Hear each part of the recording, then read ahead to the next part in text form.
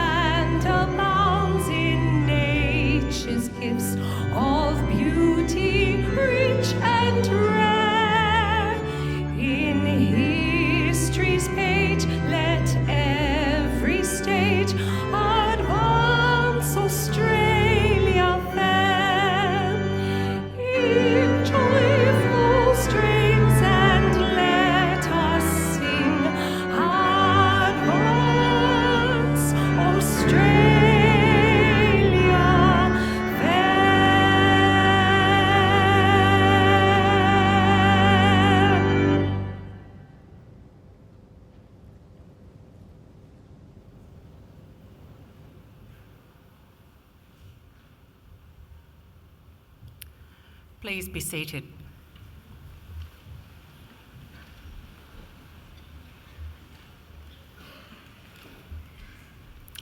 Distinguished guests, ladies and gentlemen, I'd like to invite Mr. Chris Tobin, representative of the Darug people, to offer the traditional welcome to country.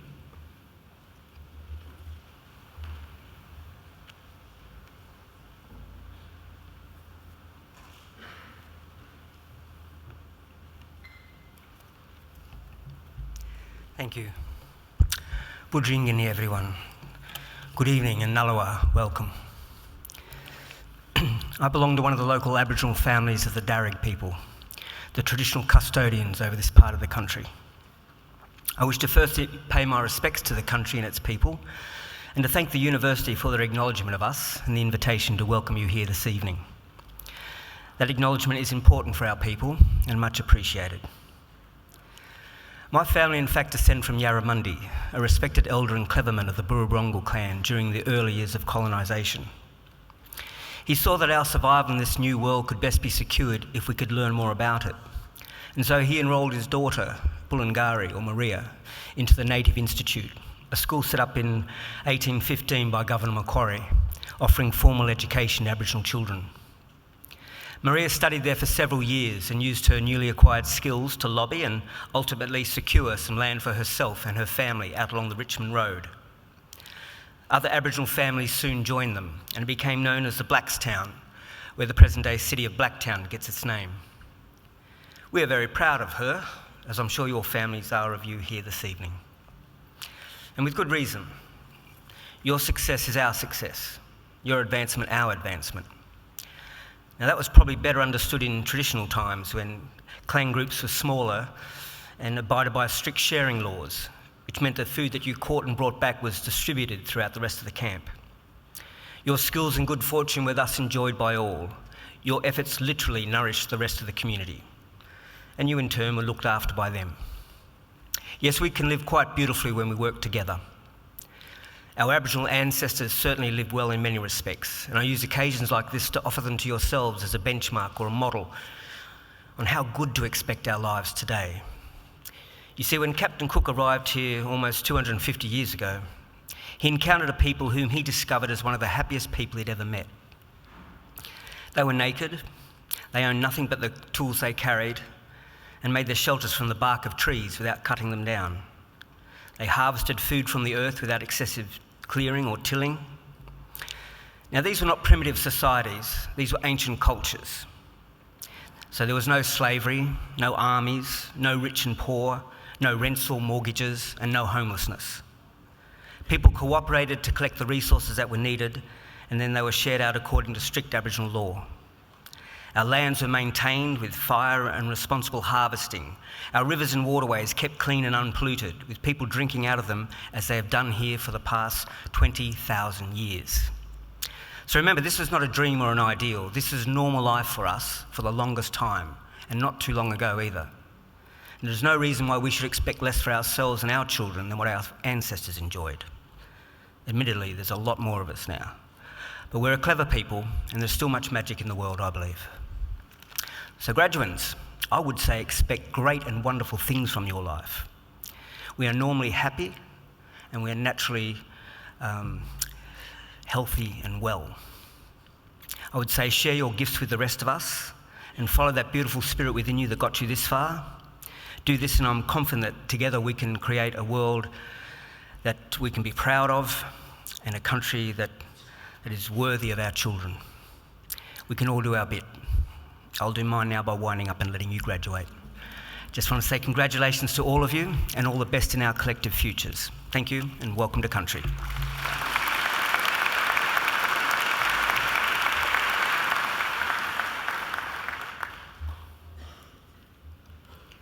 Ladies and gentlemen, I'm pleased to introduce the Deputy Vice-Chancellor Engagement, Professor David Wilkinson, who will preside over this evening's ceremony. Professor Wilkinson.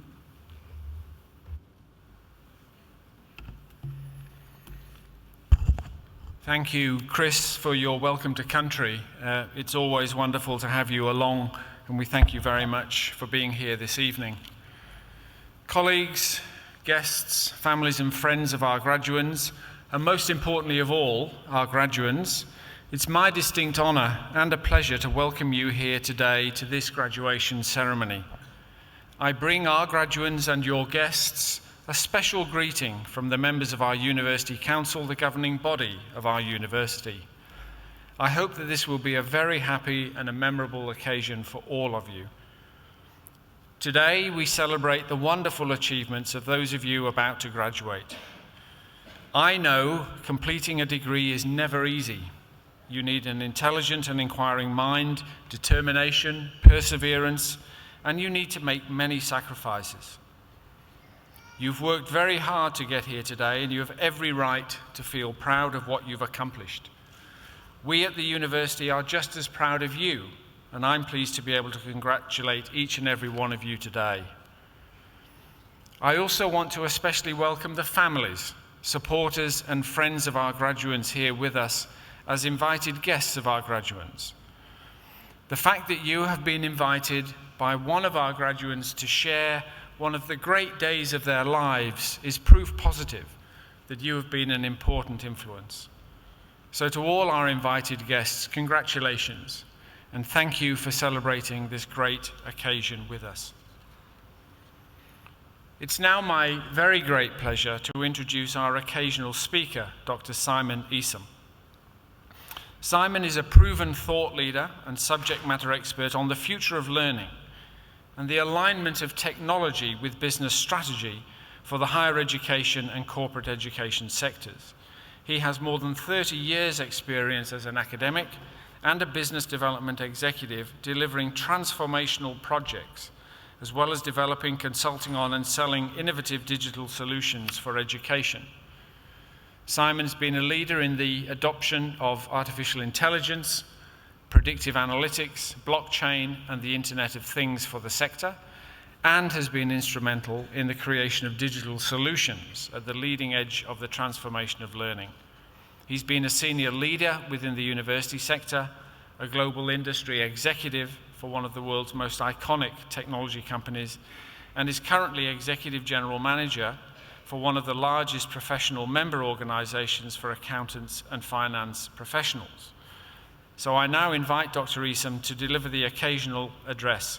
Ladies and gentlemen, please welcome Dr. Simon Esom.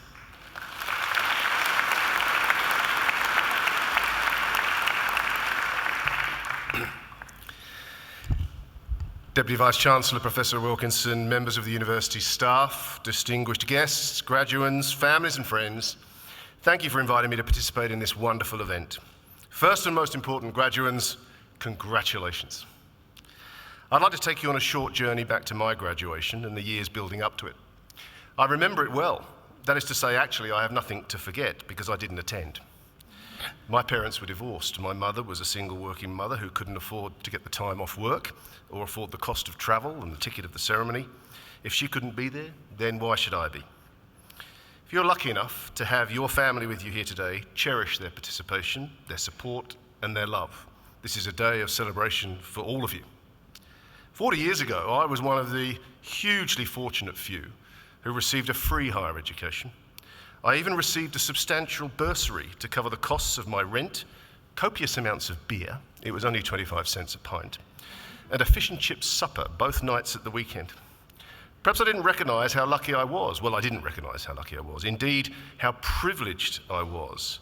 But in any case, I'd already left the UK by the time of my graduation, heading to Western Canada and the next adventure of my life. I'll return to why I'm telling you this in a moment. But at the risk of sounding like one of your grandparents, I grew up in a world much more closely related to the 19th century than the 21st century. I'm not old, by the way, I'm not yet 60. But I was a child of the 1960s and a teenager of the 1970s. I remember my parents acquiring their first television, then their first colour television, their first refrigerator, their first automatic washing machine, and our first telephone, or a landline, as it now might be called. Some of you might have never used such a thing. Children today, after all, have never known a phone that isn't smart. Previously, we walked to the end of the street, lined up behind other users outside a red telephone box and waited to take our turn to put the money in the slot and make a call. And yes, we dialed a number. How many of you have ever dialed somebody? Even when we had a telephone, it was tethered to the wall and we took it in turns to use it. In my day, there was no McDonald's, at least not in the UK where I live, no Pizza Hut, no Subway. I don't even remember ever going out to dinner or lunch or any other meal with my parents. The music in our house was all on vinyl and owned by my father. My clothes looked like his. I went to the same school he'd been to, and my teachers even remembered him from 30 years earlier. There were no personal computers. Nothing was digital, not even watches. The revolutionary device of my teen years was the cassette tape for music and the Sony Walkman cassette player, probably the world's first genuine portable personal music player. Time moved slowly. Nothing much changed, despite incredible feats of technology. Neil Armstrong and Buzz Aldrin landing on the moon in 1969, the emergence of passenger aircraft travel, satellites, live streaming of TV worldwide, the world was still recognisably the same as it was to my grandparents growing up. Yet this was only 40 years ago. In contrast, the majority of you have never lived in a world without mobile phones, the personal computer, the internet, accessible and affordable air travel, earphones to consume portable music via memory sticks, iPods, or streaming through your smartphone. Television is not device dependent. Your favourite movies can be viewed anywhere, anytime, on any device. You bank on your phone, you choose where to eat or holiday and how to get there or to home or work via an app, and you communicate instantly with anybody, anywhere, often for free via Wi-Fi. Why am I giving you this tour down my memory lane? Well, times have changed in one very significant way.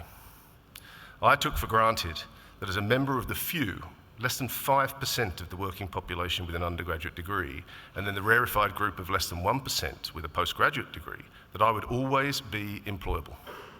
I could pick and choose my career. And what I learnt at university, I could park in my memory as the learning stage. I'd passed my test, qualified, and now it was all about employment. Education was over. Nothing much would change over my career if the next 25 years were anything like the previous 25. And now look where we are. And as my comparison of your experience of the world to mine shows, the world has never changed this fast. But it will never be this slow again. If you haven't already done so, strap yourselves in because it's going to be a hell of a ride. What do I mean by that? Well, I mean three things. The first is that we live in an era of exponentiality. That is, the rate of change is ever accelerating. Cultural shifts that once took centuries, then decades, now take years, if not merely months, weeks, or days. The smartphone is 11 years old. In that time, just look at what the world of APIs has done to transform every part of our lives: banking, shopping, travel, telecommunications, leisure, relationships. Nothing is untouched or being transformed in ways unimaginable just 11 years ago. And that will include the world of work. Second, we are entering an era of truly monumental change brought on by a world driven by machine learning and the endless potential of artificial intelligence that will make our world as incomprehensible to our ancestors as an alien planet might be to us today. And third, the less obvious feature of Life 3.0 is the shift from institution-driven, institution-managed delivery of service to broad demographic groups to a totally personalised future of everything, determined by customer preference and choice. Whilst the latter might seem very nice and very welcome, it brings with it a very profound shift. None of us can rely on the comforting security of a society that hands us down our values, our beliefs, our direction, our purpose, our jobs, our careers, even our place in life. Hooray, some might say, if that culture has brought you suppression and disadvantage. But look at the downside. A world of fake news, of misuse of data, of exploitation, superficiality, increasing disparity between the haves and have-nots, and a world teetering on the brink of ecological and environmental disaster. Why am I saying all this on this, your most joyous of days? I'm admonishing you to go forth from here with clarity of purpose. On the one hand, you are the future. You have a responsibility to use your education wisely, to take ownership of your power and influence to create a better world for you, your families, and your descendants, lest there be nothing for them to inherit. Your educational journey hasn't ended, like I thought mine had. It is merely moving through its early stages. None of you are leaving here to become mere accountants or mere employees, and if you do settle for such, then the world will pass you by. On the other hand, your future depends on an attitude you must now adopt to the future of learning. Around 50 years ago, a futurologist named Alvin Toffler published, with his wife, a book entitled Future Shock, which, in hindsight, remarkably presaged much that has come to pass. He predicted consumerism, the demise of the nuclear family, genetic engineering and cloning, the rise of cable television, and what we now know as the internet. The new oil of the future, he rightly predicted, would be information and data. In that book, he quoted the psychologist Herbert Gurdjieff saying, "Tomorrow's illiterate will not be the man who can't read, it will be the man who has not learned how to learn." Make learning your friend, mentor and mediator as you navigate through life. Don't think for one moment your learning journey is over. Make it a daily exercise. Never believe you have learned all you need to know, and never believe, like I did that day, that education would be over and employment about to begin. In this era of exponentiality, you will reinvent yourselves many times over. You will have to. But all that can wait, at least for a little while. We should and must allow time to celebrate, to relax, to share our triumphs, and reflect on the journey you've taken to get here. Now is the time to pat yourself on the back and for once not have to worry about the future. Once again, well done. Very, very well done.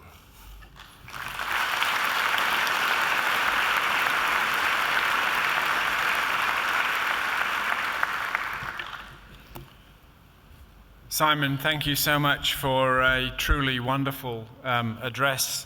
I've had the pleasure of listening to many occasional addresses in my career, and that stands out as one of the best. Some very clear messages for our graduates. So thank you very much indeed.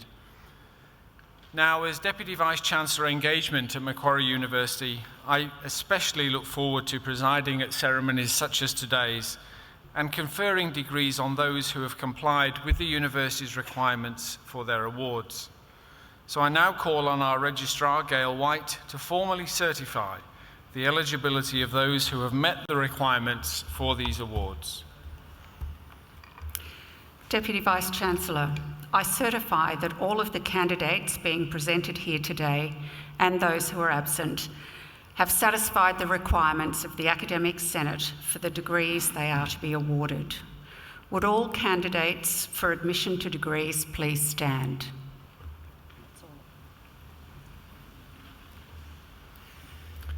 In the name of the Macquarie University Council and by my authority as Deputy Vice-Chancellor Engagement, I admit each of you present and those who are absent to the degrees for which you have qualified. Congratulations.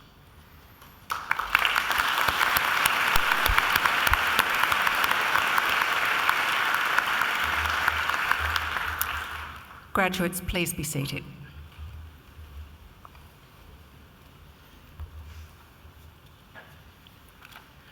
Deputy Vice-Chancellor, the graduates at this ceremony are from the Faculty of Business and Economics, and I call upon Professor Leonie Tickle, Associate Dean, Learning and Teaching of the Faculty of Business and Economics, to present the graduates. Professor Tickle.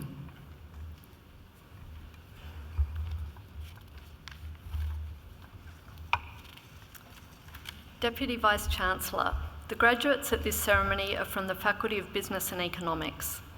The Faculty of Business and Economics is the largest faculty at Macquarie University and one of the largest in Australia. We are an applied, engaged and global business school. Our role is to create knowledge through applied research in the areas of marketing, management, finance, economics, actuarial studies, business analytics, accounting and corporate governance. Working with our academic and corporate partners, students and alumni, we create and share research that addresses business and societal challenges. Our programs are innovative and include engagement with industry as well as the development of employability skills. The skills developed are in demand globally. Our programs are recognised and accredited by key industry bodies, and we enjoy a strong reputation amongst the business and professional communities. Our graduates have starting salaries well above the average for all Australian business schools. These graduates have the skills, knowledge and purpose to make a positive contribution to their families, to their communities and to the world. Deputy Vice-Chancellor, I present to you the graduates from the Faculty of Business and Economics whom you have admitted to degrees. I present graduates admitted to the degree of Bachelor of Applied Finance with the degree of Bachelor of Commerce Professional Accounting, Matthew Aboud.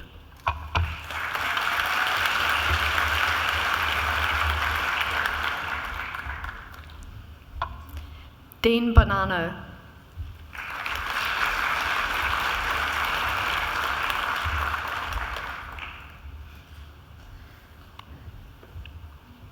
Ashmi Bordia.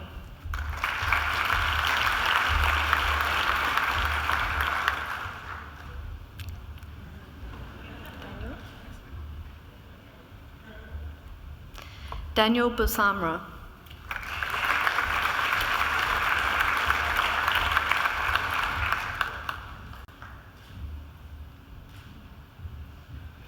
Anthony Fabro.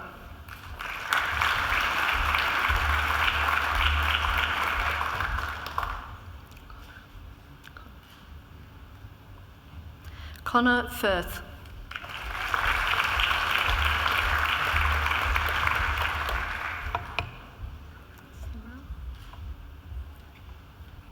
Simran Singh Gill.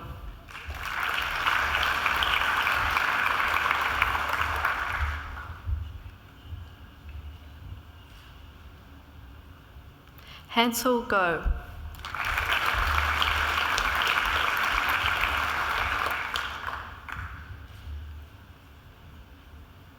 Karen Yik Chun Ho.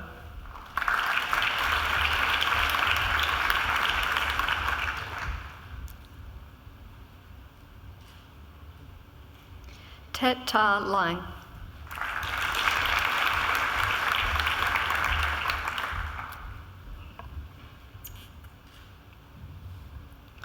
Cindy Xiao Ching Jin.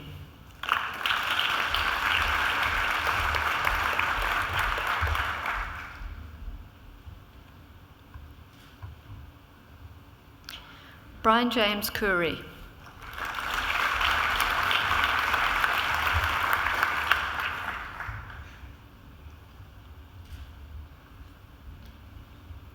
Nhi Yen Lam.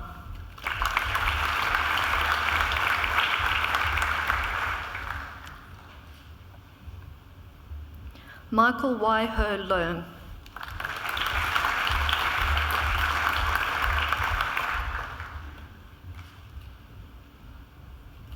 Tyson Lombardo.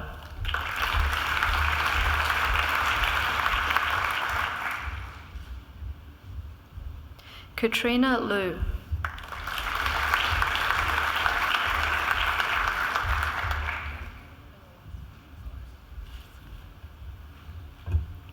Yannick Frederick Matthias.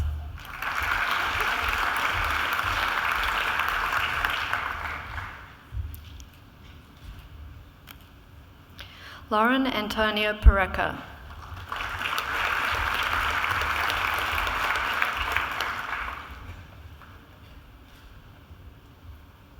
Chaitan Prakash.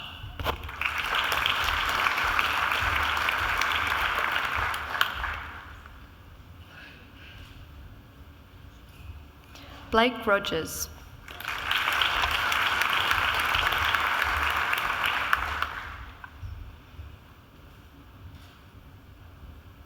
Anmol Salhan.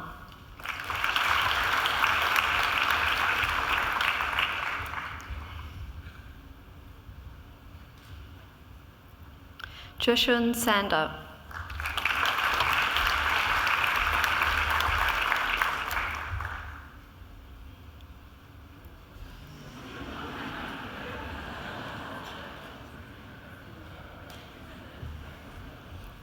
Hamza Shah Syed.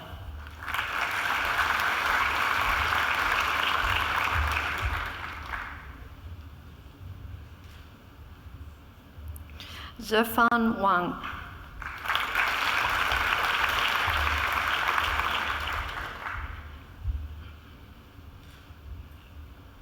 Albert Watts.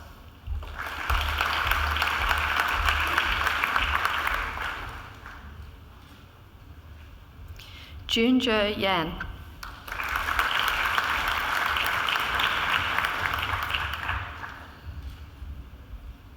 Hengyu Zhang.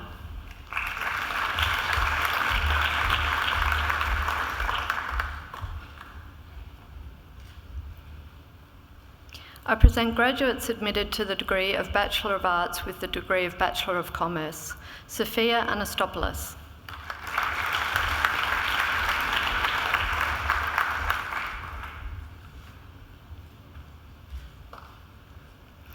Kelly Ann Gonzalez.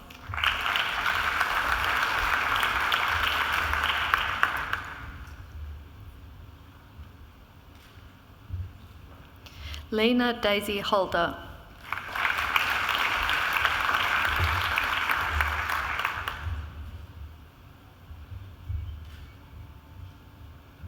Kathy Lam.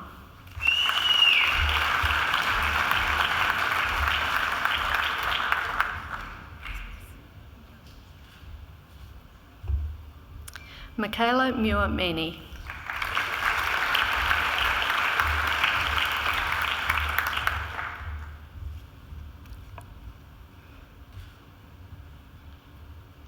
I present graduates admitted to the degree of Bachelor of Commerce with the degree of Bachelor of Science. Mallory Grace Collis.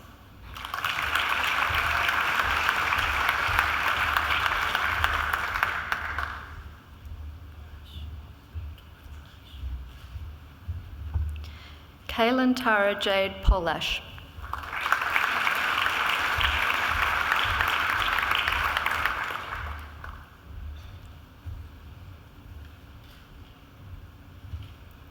I present graduates admitted to the degree of Bachelor of Arts. Janzeb Akhtar.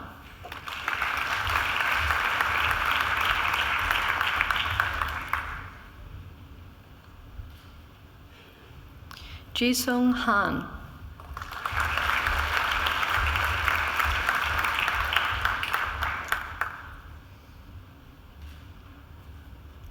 Lisa Nakamura.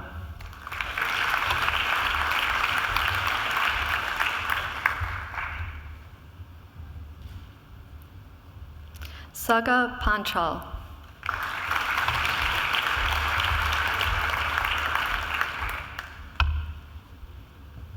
Congrats. I present graduates admitted to the degree of Bachelor of Business, Leadership and Commerce. Charles Jack Allison.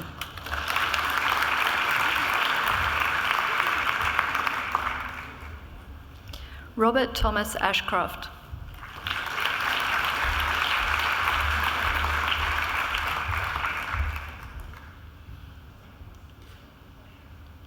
Jessica Scarlett Broomfield.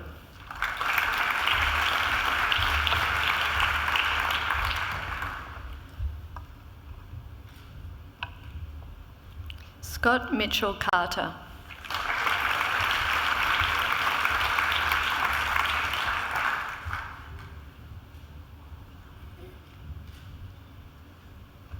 Arti Chopra.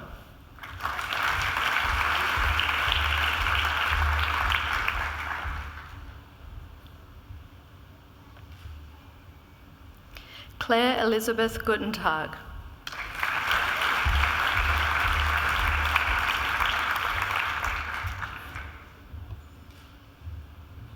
Samuel Hall.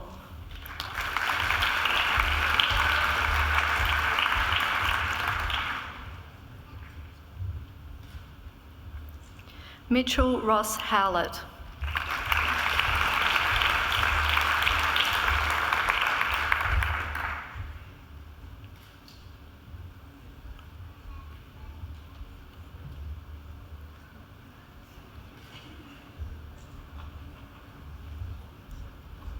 Adam Ballant Konya.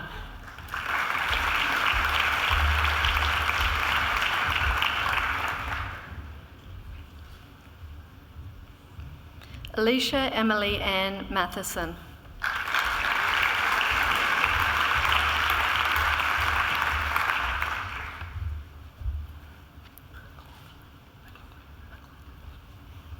Michael Danby McLaughlin.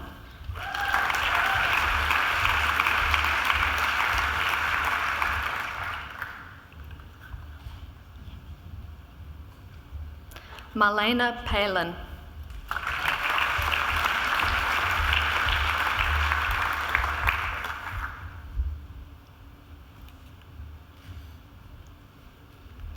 Elijah Jack Rayner.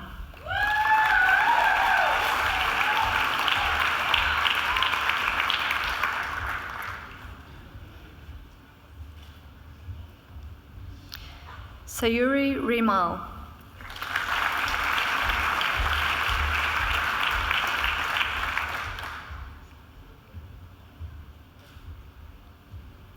Thomas Ryan.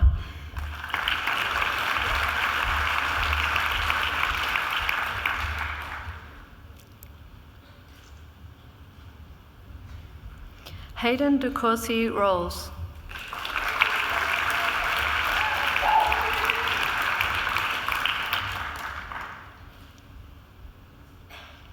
Katrin Margaret Seary.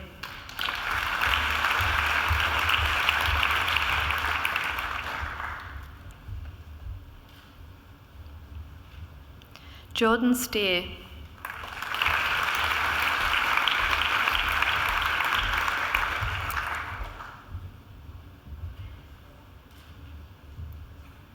Timothy Jeffrey Conway Wells.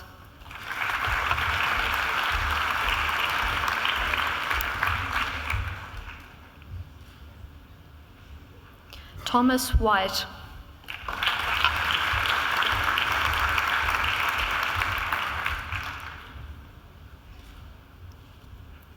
Chin Yuan Yung.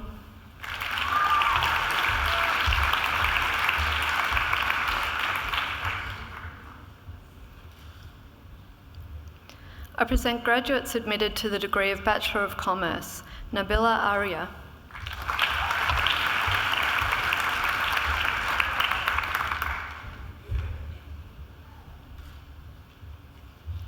Ogada Edis Babalik.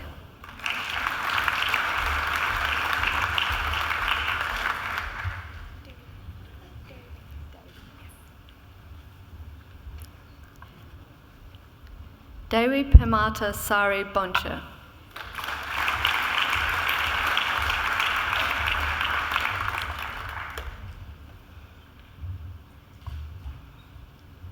Corey Butcher.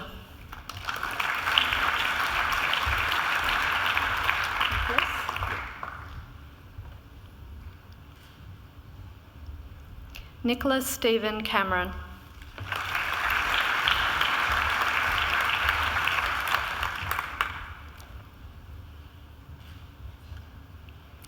Yuhan Chang.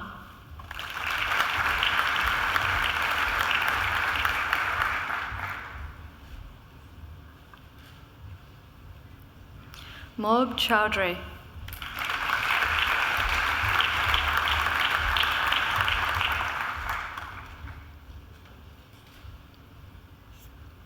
Prayers Guangyum Chia Chiang.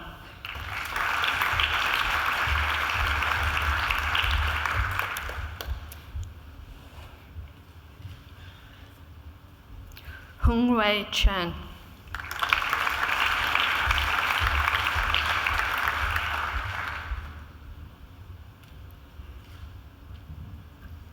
Man Chu Cheng.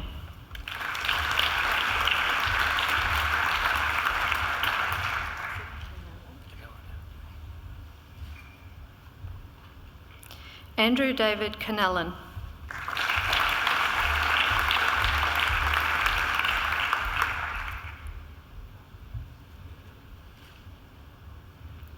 Priska Ora Karaya.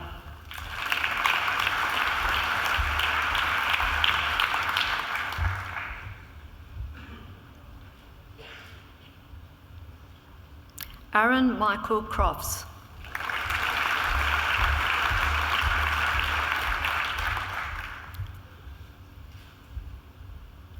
Tariq Delacroix.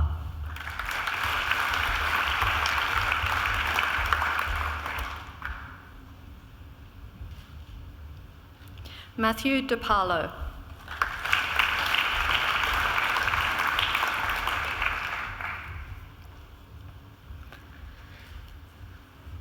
Nai Kaluge Nitish Hashita De Silva.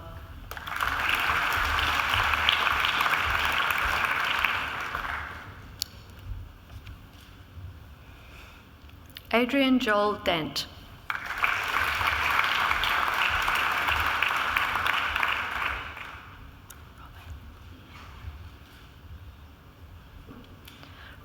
Robert Charles DiCarlo.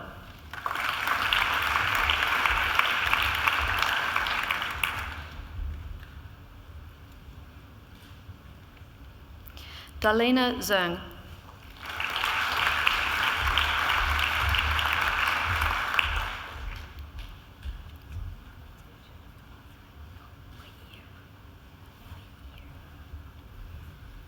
Mai Ear.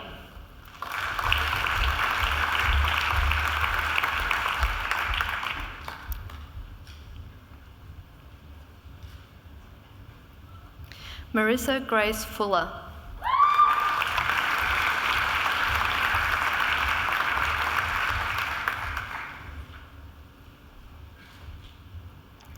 Kevin Garn.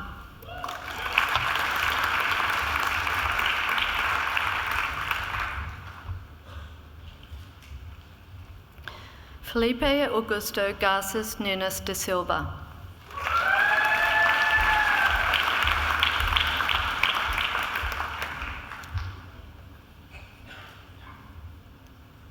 Daryl Gavidia.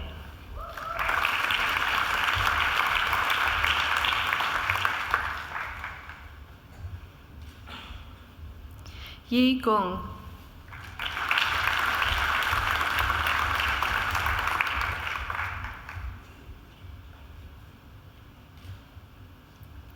Lavisha Govenda.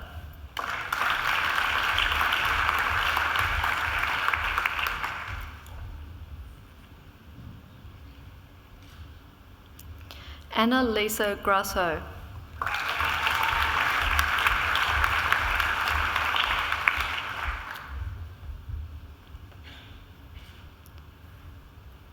Shuaiguojia Hao.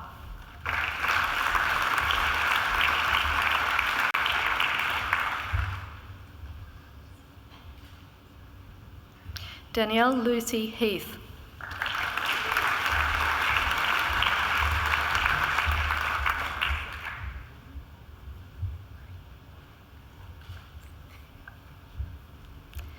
Anna Marie Horrell.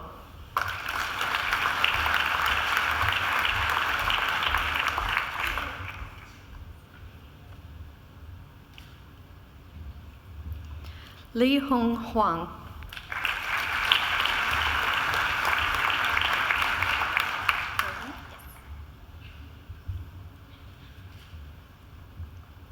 Erin Hughes.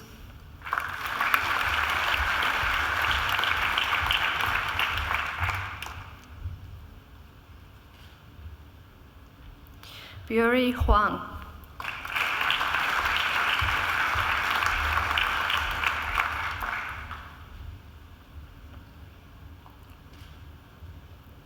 Sam William Irvine.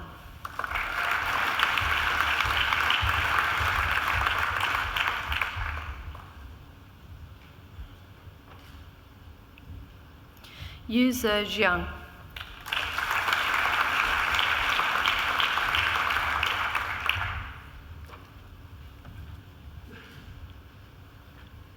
Anastasia Kavuniaris.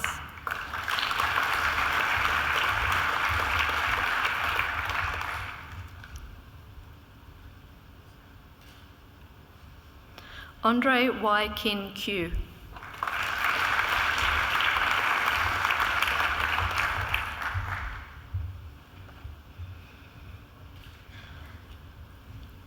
Jung Won Kim.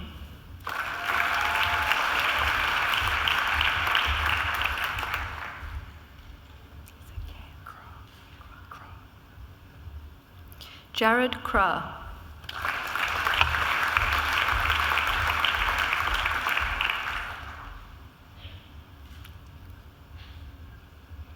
Cho Zae Win.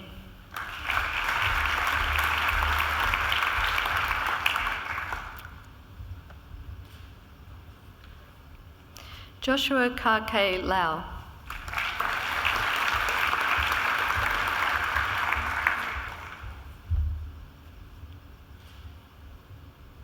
Kyle Brandon Leviton.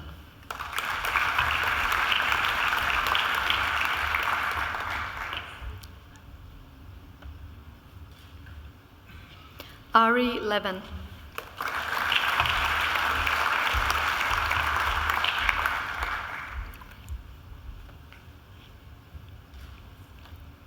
Jin Mei Liang.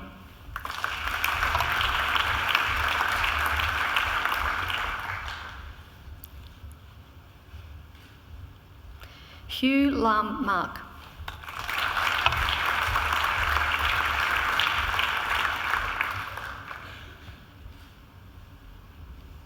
Nathaniel James McCaffrey.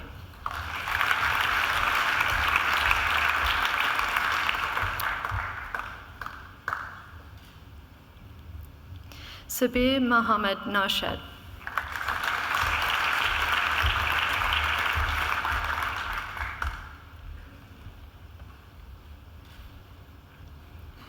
Adam Mubayed.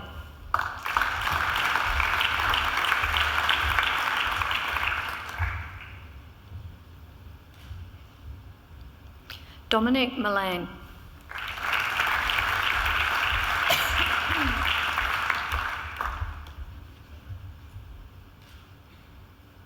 Erica Nardo.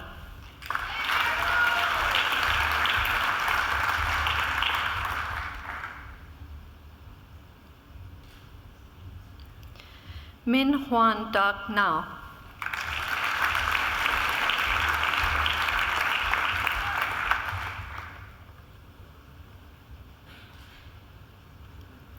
Sheridan O'Neill.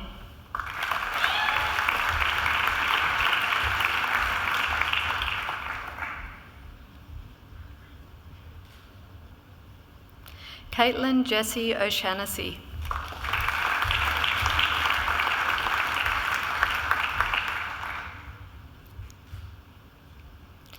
Ina Louise Oliver.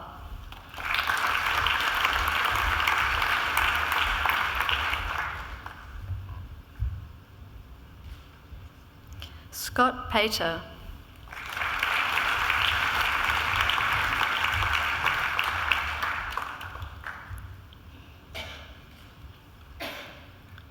Nyasha Pereira.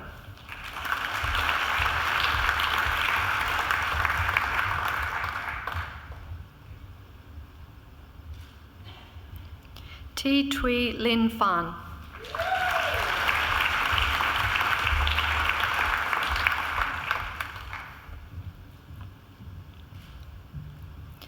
Chawit Plamey.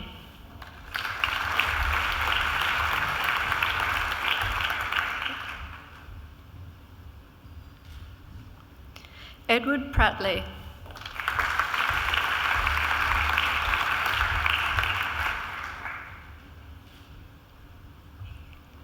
Tai Ran Chien.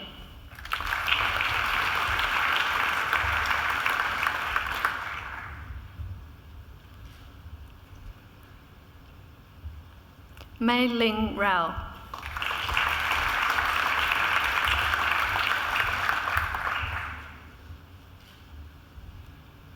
Intan Pamata Sari.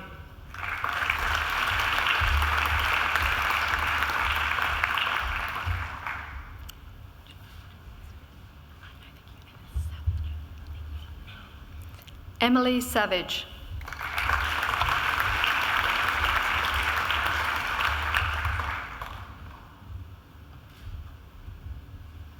Stephanie Hin Tung Se.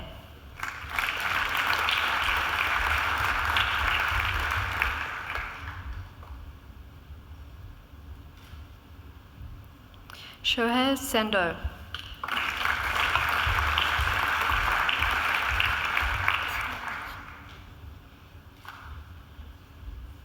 Ching Yang Shen.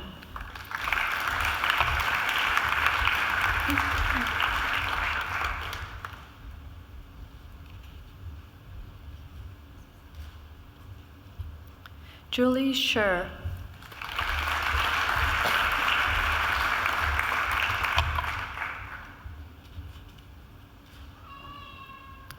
Stuti Sudiksha.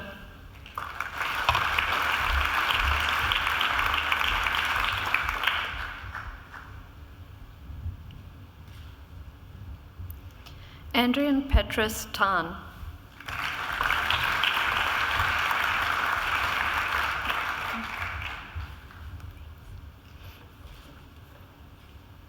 Rina Tanaka.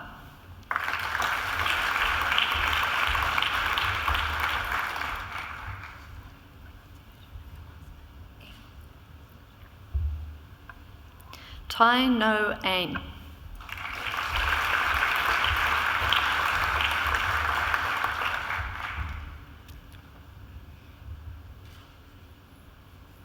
Harry Scott Caradad Thompson.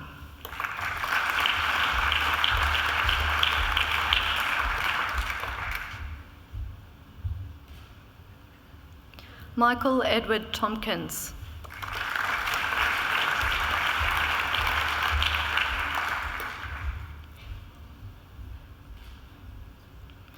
Alexander Todd Vale.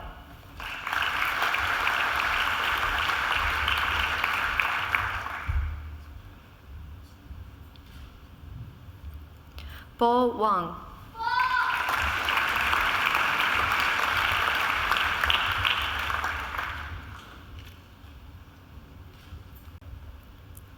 Mitchell James Ward.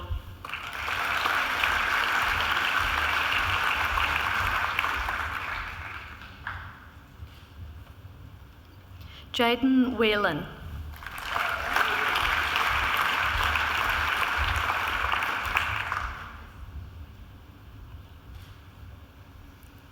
Bonnie White.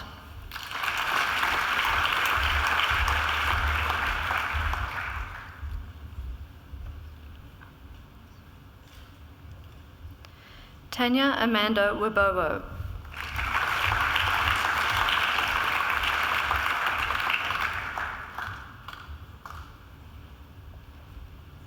Manuki Wijayaniake.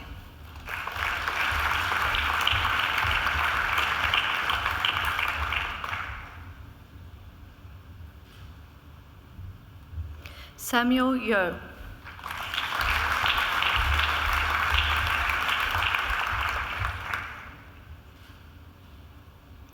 Alison Eunice.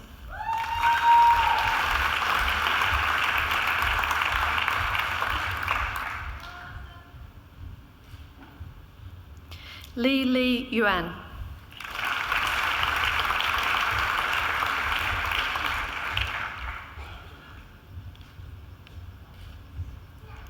Chao Xing Zhang.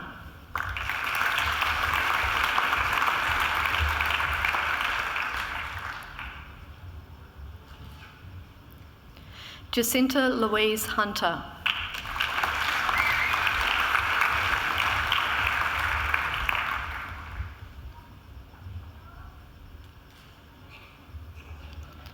I present graduates admitted to the degree of Master of Accounting. Anku Acharya.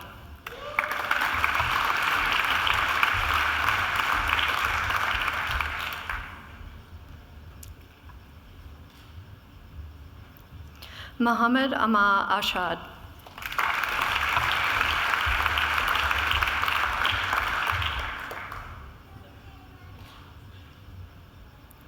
Beifei Balmers.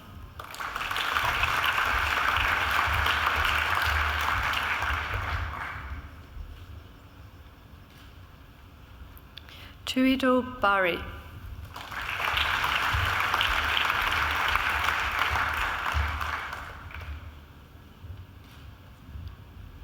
Mikhail Pierangelo Bernardino.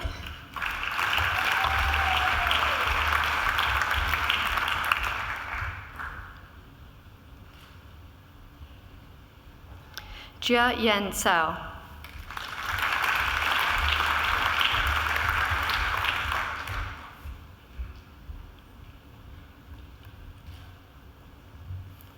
Chi Cao.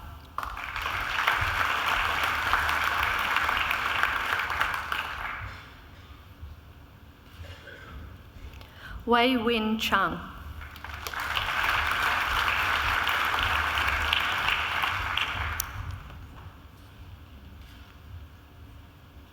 Yu Bin Chung.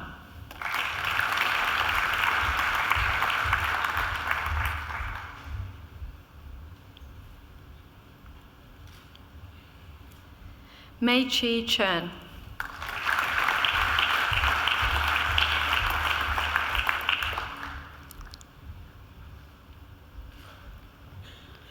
Xu Shi Chen.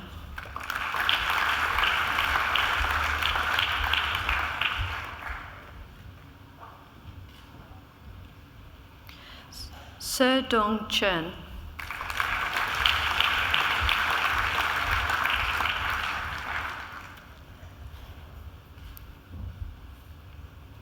Xiao Ying Chen.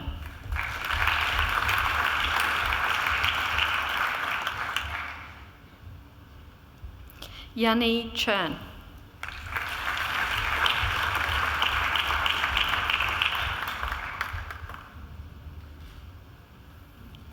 Zheshen Chen.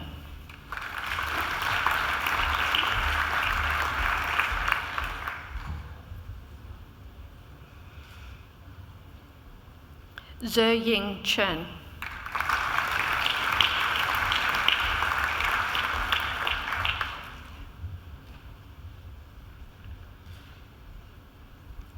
Chi Tsui.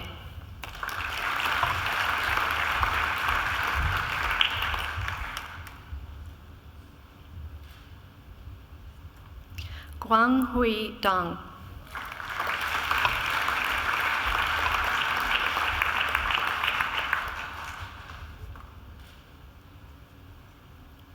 Zhang An Do.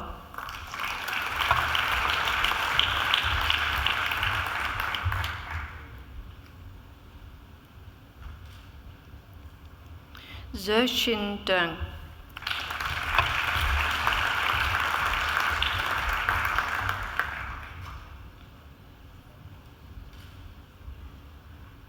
Aishwarya Rajiv Desai.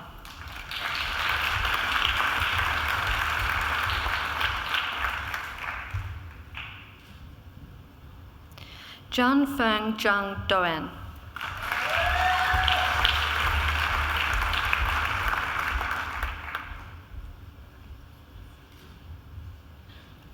Ye Qian Fan.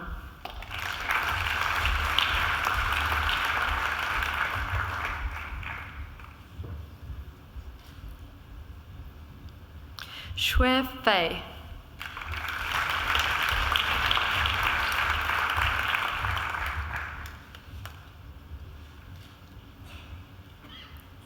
Jule Fernandez.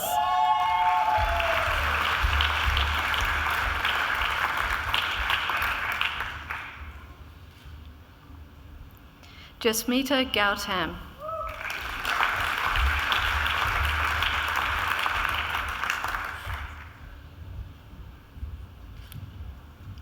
Shrijesh Gautam.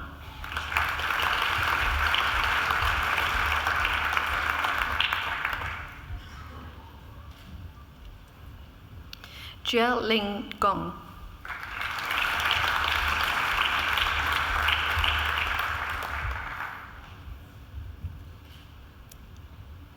Shechu Guan.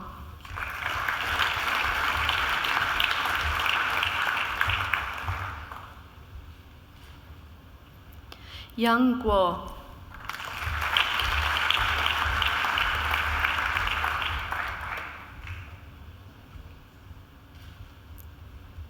Xue Han.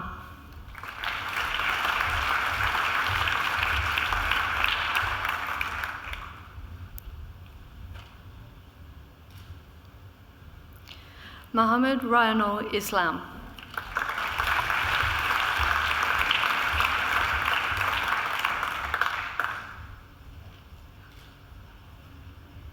Xiao Jiang.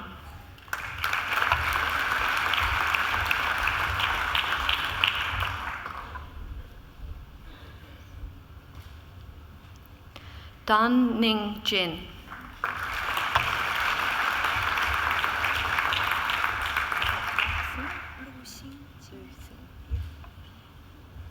Lu Xin Jin.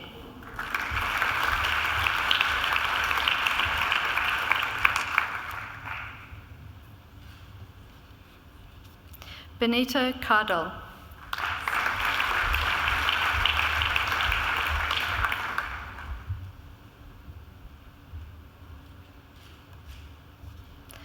Anisha Khatri.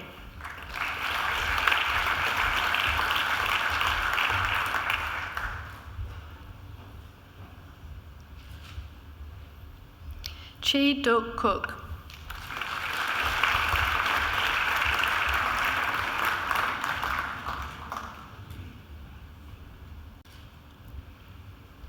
Tu Hang Lei.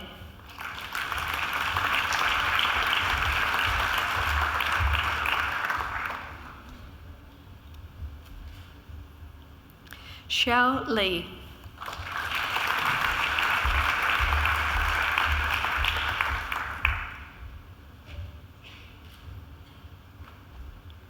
Xin Shu Li.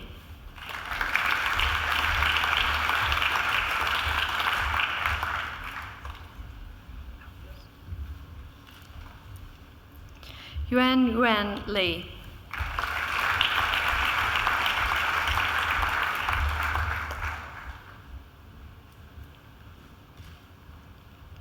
Yu Ming Li.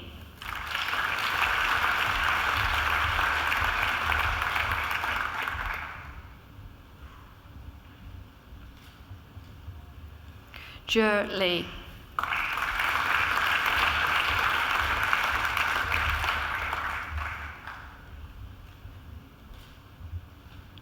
Xiao Fern Lien.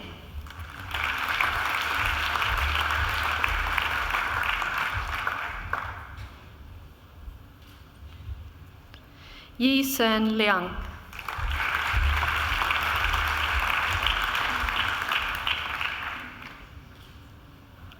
Lin Lin.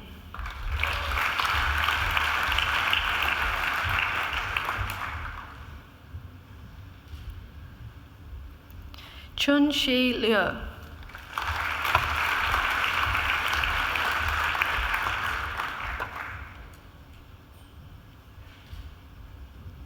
Hai Ning Liu.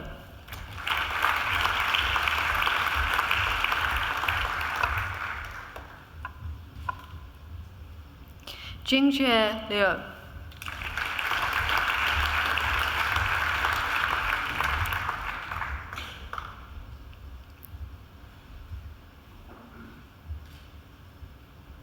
Ming Liu.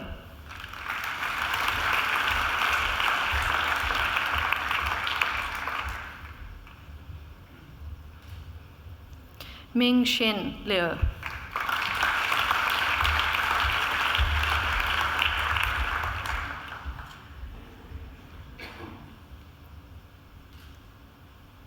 Xing Yu Liu.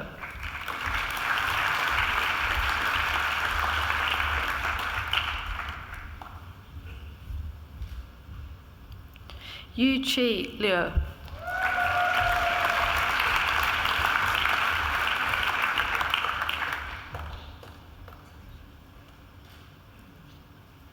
Bolin Liu.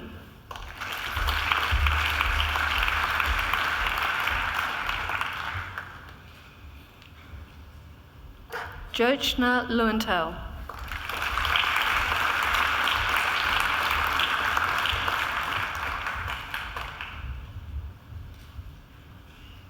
Deputy Vice-Chancellor, that completes this evening's presentation of the graduates from the Faculty of Business and Economics.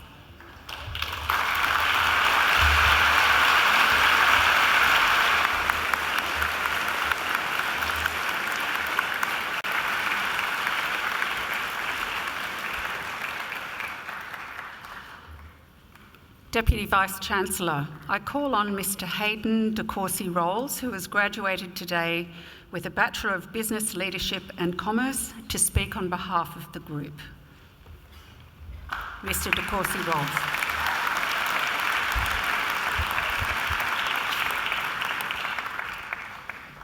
Deputy Vice-Chancellor, members of the university, guests and fellow graduates.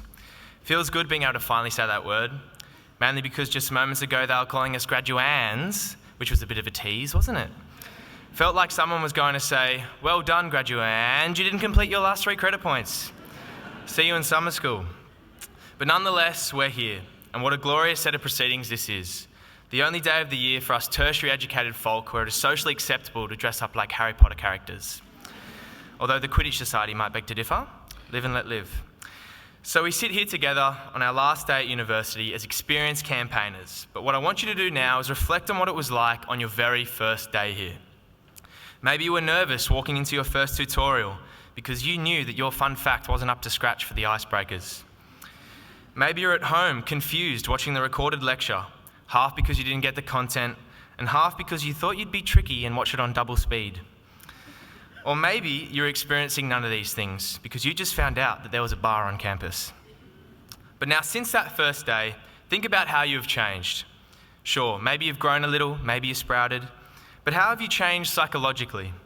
And I want you to hold that question in your mind and come to reflect on it after I give you some inspirational content. So in preparation for this, I was getting a bit excited because I was watching all those videos of famous people giving speeches at universities.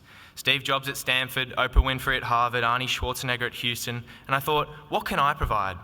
You know, except maybe looking like a cheap knockoff of Ellen DeGeneres. But really, at the end of the day, human experience is universal. And above all, I did do a People and Planet unit in philosophy. So I'm going to share with you something from that I think sums up the time we've spent here ever so well. 2,400 years ago, Plato wrote his famous book, The Republic, where he describes the nature of reality.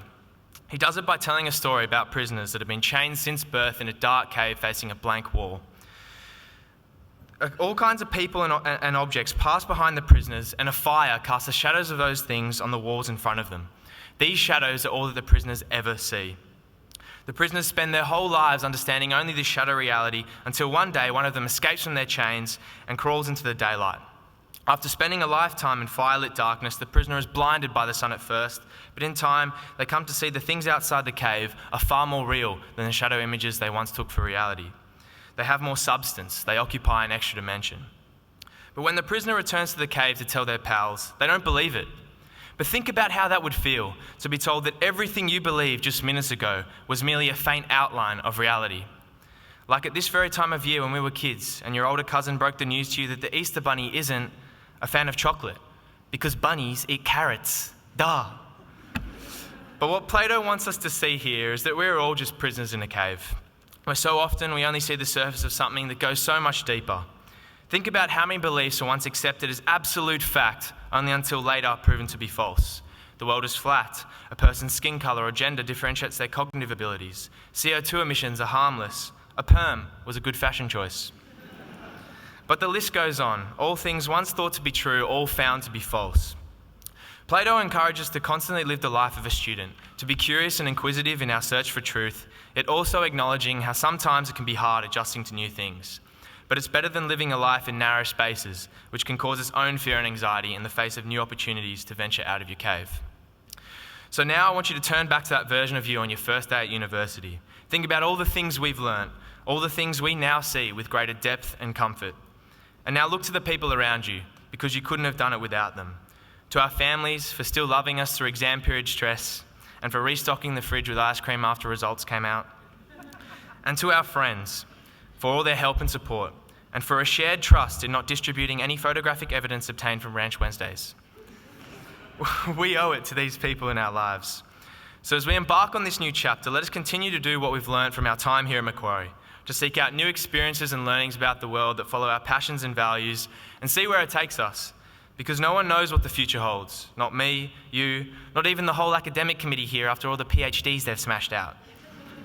But no one knows, and as Troy Bolton once said, we're all in this together.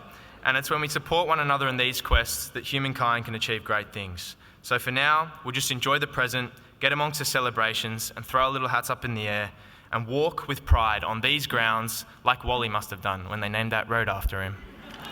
Thank you.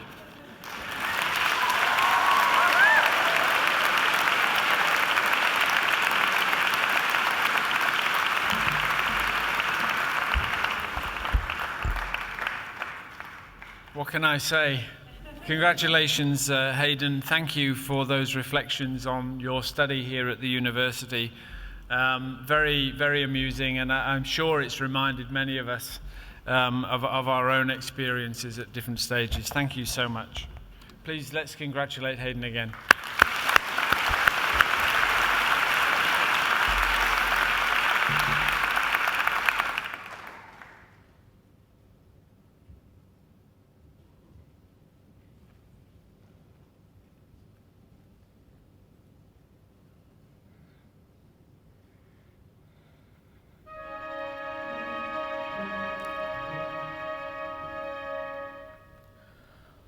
Oh, mio papà.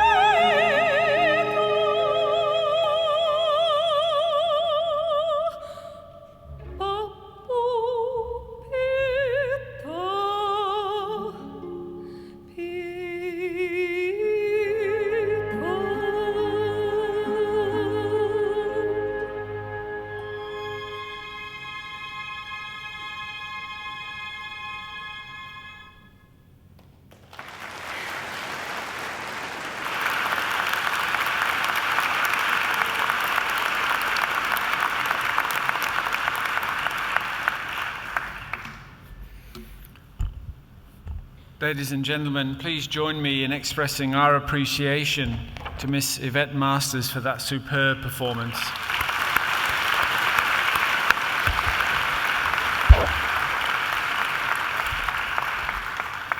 Would you please also join me in thanking our musicians on the organ, Dr. James Forsyth, and on the trumpet, Miss Melanie McLaughlin.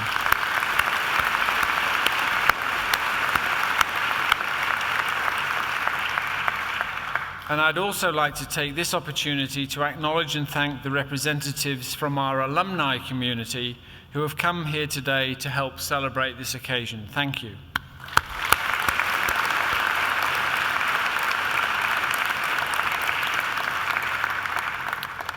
So, graduates, this ceremony marks a change in your relationship with our university. Certainly not the end of your association with us. From today on, for the rest of your lives, you're part of the bigger Macquarie family, that is, our alumni. And you're part of a network of now more than 190,000 Macquarie alumni spanning the globe. And if you reflect back on some of the comments that Simon made, you should think about how you tap into that network to advance your own careers. We will keep in touch with you through the Alumni Relations Office, and I hope that you will come back here to visit the campus, attend the alumni events that we hold all around the world. You may undertake more study or simply just come back and visit campus when you're in Sydney. You're always welcome. Now, graduates, as you know, the award of a university degree carries many opportunities and privileges. But like all privileges, it also carries responsibilities. I urge you to commit yourselves to a program of lifelong learning and inquiry, again, as Simon articulated this evening. I urge you to set ambitious goals for yourselves. I urge you to continue the hard work that's already brought you so far. And my hope is that, as graduates of Macquarie University, you will use what you have learned here not only for your own benefit, but also for the betterment of the community. I'm sure also that you will always remember the people who have helped you along the way, many of whom are here with you today. So to acknowledge their contribution and thank them for it, I'd like all of you just to do a couple of things. Can I first ask all of our graduates to please stand up? Just put your testimonies on the seats behind you, and I invite you to turn around and face your families and friends and give them a mighty round of applause.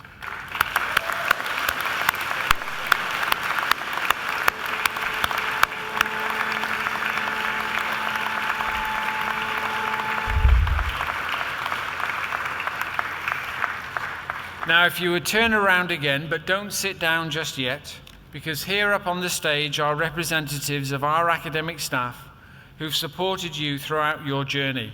So please join me in thanking them.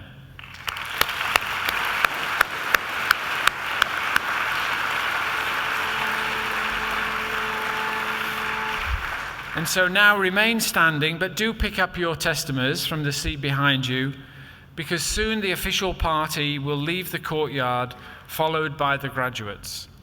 So can I ask everyone to please stand, and shortly I will lead the official party out to be followed by the graduates.